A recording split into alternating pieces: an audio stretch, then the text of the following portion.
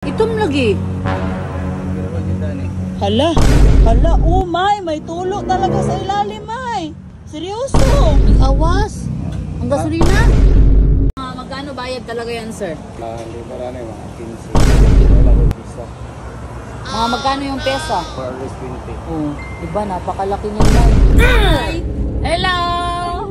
Saan tayo pupunta ngayon? Biyahe na naman tayo. Papunta tayong Carmen. Anong gagawin natin doon? Magpapacheck up kay Abante dahil matagal ng panahon na hindi natin siya napapacheck.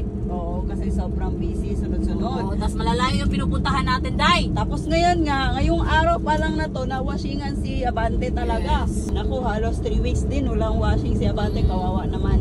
So ngayon, pupunta tayo kila Sir Dudong Laagan. Papacheck natin yung kailangan i-check. Tapos, kung may papalitan, papalitan. Depende na lang doon mamaya mga panggap. Pero sana hindi tayo makagastos ng malaki kasi nagtitipid tayo ngayon. Samahan nyo kami sa aming vlog ngayong araw. Yay! Chill lang tayo ngayon mga panggaha. Pero sana, hindi talaga kayo magsasawang mag-comment, mag-like, mag-share sa mga video namin. Alright! Nandito na tayo kila Sir Dudong Laagan. Tignan nyo naman, sobrang daming unit. Tapos ito yung ano niya, yung sasakyan niya, napakaganda no? Oo nga. Tignan natin. Pogi, ang linis. Linis! Napakalayo ka Abante, yatay! Ay, dalawa pala yung sa kanya.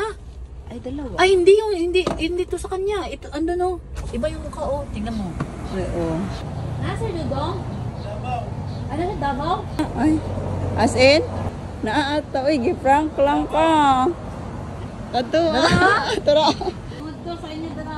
Pichi, sir. Goods lang. Masagi yung ano, yung sa likod dito. Nabangga ko sa kahoy. Kaya Kasalanan mo dumikit yun. siya dito. Sobrang liit na lang ng ano, clearance niya. Oh, ngayon ay check up nga si Abante. Overall check up na siya. Kaya ito yung sinabi ko kanina. Oh, nadikit Nasagasa na. ako ng kahoy.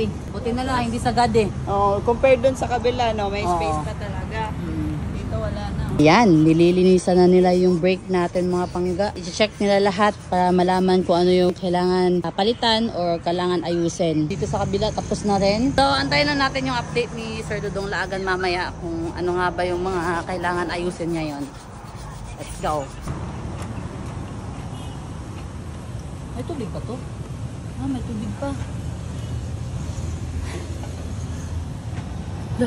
Kunti na lang. Pati ba yung kulay sa taas? Sir! Tanawa good, sir? Itom lagi. Normal lang na. Wala na nagbawas. Wala, itom lagi. Wala na yung beritian eh. Wala. Uwil. Ha? Uwil. Uy? Ano man na? Wala na yung beritian eh. Pero ang kaling green? Kaya nakulan pa siya. Pero na Ay, nasagol? Sagol. Hala. May naano na oil. Basang pa na eh. Hala, ano yan, may nahalo na oil sa kulan? Oo. Hala. Grabe. Ayan o. Tingnan mo sa loob. Oh, naitom. Lagi nag-overheat. Yung dani, mag-overhaul yung dani. Hala. Pero hindi naman nag-overheat. Dani man oh. Paano malalaman na overheat? Pag ganyan na scenario, sir, possible na dumaan talaga sa pagka-overheat.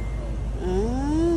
Kaya ang kulan to ang oil naghalo. Ang kulan passage, water passage. Mayroon na siya. Sulod, pag kani, cylinder head, pag mulihok ang cylinder head, mag-abot siya. Anong dahilan bakit nag-overheat? Kana lang, kuan, subayon pa nato ng linyaan eh. Naku! Overhaul. Mahal ba yung mag-overhaul, May? Oo nga. Mabait pa rin talaga si God. Kasi nga, binigyan niya tayo ng time ngayon na ipacheck si Abante. Paano kung nag-long ride na naman tayo tapos may masamang mangyari? Kasi ganyan na pala yung mga nangyayari sa loob niya, di ba? Ay, naku. Gastos na naman. Walang katapos ang gastos ko. Buti lang, dito sila Sir Bat. Nag-check sa ano natin, unit natin. Overhaul ni. Overhaul? I-try lang natin check, sir, kung ano magagawa natin bago tayo mag-overhaul. Overhaul talaga? Nagsagol ng oil ko. Hindi naman nag-overheat. Di mo sure. Paano mo malalaman na overheat siya, sir? Ano daw? Wala man. Hindi man nag-ano. Hindi mo chinecheck si Abante palagi. Sinecheck ko kaya. Chinecheck. Hindi mo naman nirurutin na mag-check ka dyan every day or every week. Hindi naman everyday. Every week, Every 2 hindi. weeks lang naman. Oh, Na-check wala. man ako last time. Kailan yung last time mo? Punta tayo sa inyo. Tayo dyan. Malaking gastos na naman to. Ano, sir? Naay? Basta. Basa? Hmm. Wala, ayun oh. Parang Asan? may nag-molds. Sa ilalim mo. Meron. Ayun oh. May basa. So yan na, naku. Mga ilang oras naman yan, sir?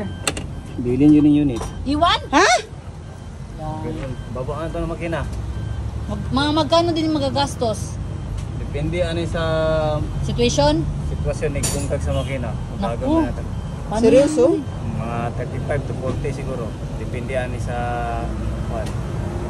Ako mo. So mga ilang araw, sir? Tawagan na ito kung tigupirol na ito dito sa kuan. Kasi kuan pa ni sa karon. Lunes na no? 3 days, 4 days na ba? 3 to 4 days, patay. Paano tayo makakauwi ngayon? Mababas na lang tayo. Ako. Seryoso, sir? Hindi rin na pwede madali, sir? Siguro madali, mga 2 days siguro. 2 days? May. Ano na yan? Kuan? Kaya pala may nakita kong pansin kanina na tulo dyan, oh. Tulo ba yan galing dito sa Kayabante? Sige pa na to. Ako, mamay. Yan na nga sinasabi ko sa'yo. Sobrang tagal mo hindi na pa-check si Abante. Ganyan yung nangyayari. Ha? Saan tayo? Diyan galing? Oh, wala masaya dan eh. Wala naman, hindi na sayad daw. Tulo. Saan? Tingin, sir. Hala, may tulo talaga sa ilalim, may. Seryoso. Oh, sobrang basa sa ilalim. Wala po na kuan na pagpadulong kay. Wala. Naman. Gusto naman yung takbo niya. Isilipin mo nga, tignan mo. Hala, oh. Hala, bitaw. Naku, paano yan? Iwan natin si Abante dito. Yung gastos ba? Sobrang laki na naman. Talaga mamay, wala tayong magagawa dyan, Mike. Kasi andyan na yan. Alangan naman na iwan natin sa LC Abante. Hindi natin ipapaayos yan. Ginagamit natin yan. Malaking tulong si Abante sa atin, sa negosyo, sa pamilya, sa atin. Mga lakad tayo. So, kailangan talaga natin ipaayos si Abante. Ang feel natin, wala lang nangyari sa kanya pero may dinadamdam na pala siya. Wala, ngayon lang. Ang possible mahitabo na sir, kung wala yun siya nabantayan, makuan. Mas buak na makina, ambot lang. Silikon pa nato na kay na may kuan diyaw. Uy, asa na kuan. Mo buak ang makina, muungot siya. Bungkabon, Automatic yun ni. Oo. Naku. Paano yan? O tayo, iwan talaga natin si Abante. Tara, uwi na tayo. No choice. Alangan naman mag-ano tayo. Mamay ba, parang wala lang tayo. Na yung nangyari ka Abante. Ay, alam nga naman, i-stress mo yung sarili mo. Ay, andyan na yan. Alam na, ilugmok mo sarili mo. Hindi ka na makagawa ng mga ibang bagay dyan. Mag-focus ka sa isang problema. Mahal Kasi- ba yung overhaul, mamay? Sobrang mahal. Asa mo na sa Venezuela ni. Change oil? Dito. Di ba katong na Davao may sa imuha? Bago pa, katupang April. Usually, mga magkano bayad talaga yan, sir? Depende na sa guba. Kung na pa hindi pa rin mga 15. 15,000? Ala, Grabe. Wala ko pisa. Mga magkano yung pesa? For always 20. Oh, diba? Napakalaki niyan, May. Anong usually na reason, sir, bakit nagkakaganyan? Kaya na yung agyo siya overhead. sa pag-drive mo yan. Overheat? Oh, Paano mo malalaman na overheat siya? Wala po siya ng kuan niya. Indicate. Ay, nag-indicate yung oil niya. Oil lang. Oil lang. pero saglit lang. Di ba? So, inayos ko, na-reset. Naku. Pero possible talaga na ano talaga Oo, siya. Overhaul. Oo, overhaul siya kay dapat dili na sila magsagol ang oil o kuan. Hindi siya pwede i-drain. I-drain na to pero ang question maguda na disagi ka ng oil. Kung hindi mo susolusyonan, magkakaroon tayo ng problema na mas malaki soon. So ngayon, nandito tayo. Ganyan na lang, gawin na lang natin kung ano yung kaya natin gawin. So, bilhin na lang namin, sir. Paano ba yan? Uwi na lang tayo, iiwan namin si Abante kasi grabe pala talaga yung pinsala sa makina niya ngayon. I-overhaul siya. Ikaw kasi, sabi ko sa'yo, ilang beses kong sinabi, yung sasakyan na mag-give up dahil sa'yo. Sabi ka naman, ako pa may kasalanan. Ikaw nagda-drive. Ano? Legit? Legit nga yan. Hindi, wala namang oil na tatagas dyan kung hindi legit. Nakita mo naman sa ilalim, nakita mo na, di ba? O silipin mo ulit kung hindi na-register sa utak mo. Ano tayo magagawa? Wala magagawa. Ano naman tayo? Meron tayong magagawa. Pag ma-okay na to, i-adjust mo yung pag-drive mo. Nasira din yung yung sasakyan na ginamit natin pa usamis. Nasira din yung mapter at nagka-problema din sa makina dahil sa pagdadrive mo. Sabi ko sa'yo, lahat ng pagdadrivean mo, yung sasakyan na talaga magi-give up. Ikaw kasi, paano mo ba ginagawa yun? Hindi naman dapat ganun. Sobrang laki ng gastos. Ewan ko sa'yo, mag-driving lesson na lang ako. Ako na lang magdadrive. Grabe ka naman, May. Kaya nga, na ano din ako, nasad ako kanina. Kasi Nasad. sabi ng may-ari nung sasakyan na gamit natin, 1 to 2 months pa lang ata yun. Nakuha nila, brand new, tapos nakaganon na. Oo, daming sira. Dami na namang ayusin dun. Lahat na lang ng sasakyan na gagamitin mo, magkakaproblema. Ayusin mo yung pagdadrive mo, Day. Wake up call na to sa'yo kung bakit ganyan ang pagdadrive mo, lahat nasisira. Ano? Ano legit? Legit nga! Ha? Bakit gaganyan ka? Tanungin mo si sir, may mga tumutulo nga dyan eh. Tapos sasabihin mo, legit ba? Legit nga, May. Tay na, May. Ba't yun yung mukha mo? Ano? Legit nga. Sir, nagjo-joke ka ba daw? No. Seryoso nga yung mukha ni Sir Dudong Lagan, tapos sasabihin mo, legit, legit. Ikaw muna mag-ano ha, abono. Huh? Ako pa babaabunuhin mo? Sino nagdadrive? Ako. Oh. Sinong maangkas? Ako! O, Oh, tapos? sino may hawak ng manubela? Ako, sino Oh. may nagkubo dun sa harap? Sino yung may hawak ng brake? Ako nga, Oh. ikaw nga nakaangkas. Kayo lahat, madami kayo nakaangkas. Ako lang naman isa magdadrive. So anong ibig mong sabihin? Kami lahat mag-aambagan para sa'yo, ikaw na nagdadrive? Wala pa ba akong pera? Hindi ko na yung kasalanan. Pautang muna, bag. Ano? Pautang muna. Pautang. Bakit na mahina yung boses mo pag sabi mo pautang? Pautang muna hanggang sa dumating yung sahod ko. Sahod mo. May aantayin ka bang sahod? Wala, hingi ako sa... Hingi ako sa'yo. Ayusin mo yung pagdadrive mo. Dahil sa pagdadrive mo, parang hindi na kinakaya ng mga sasakyan yung driving skills mo. Sobra-sobra na. Gusto mo sa racing ka na lang. Huwag ka na sa huwag mo mga ganito. Pag ka siguro, sobrang lakas ng takbo mo. Yung pag magkurbada ka, walang minor-minor, grabe na. Hindi mo ka dapat talaga mag-minor sa kurbada mo. Dapat approaching pa lang, dyan ka lang mag-brake. Tapos sumasagot ka pa. Pag nasa kurbada ka, hindi ka talaga gamit ng brake kasi possible Oy. na mag-slide ka. Sumasagot ka? Sir. Kuya, legit. Ha? Tinuod mo. Ha? Bababa na nga daw yung makina, May. Kinakausap ko si Sir Dudong Lagan. Tay, baba na ito ng makina para mas dali. Dala na ng mga gamit na, Day.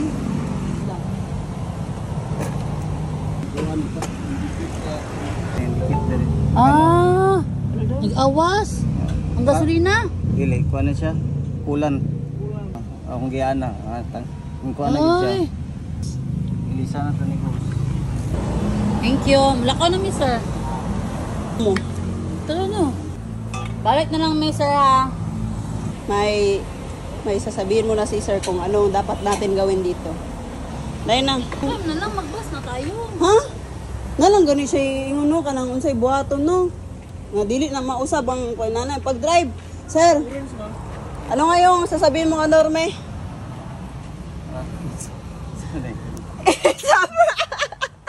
Parang ba? Pasikat.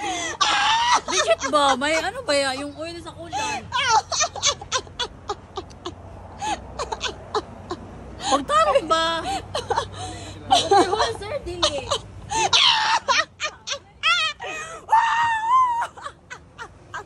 Ano yung oil dito, sir? Yawa, mali oil. Ano ba yan? Magagastos natin pag naluhol. Pati ako sa sinabi ni Sir Dodo pa, parang napapaniwala ako. Napapachat ako sa kanya niya, Sir, seryoso to.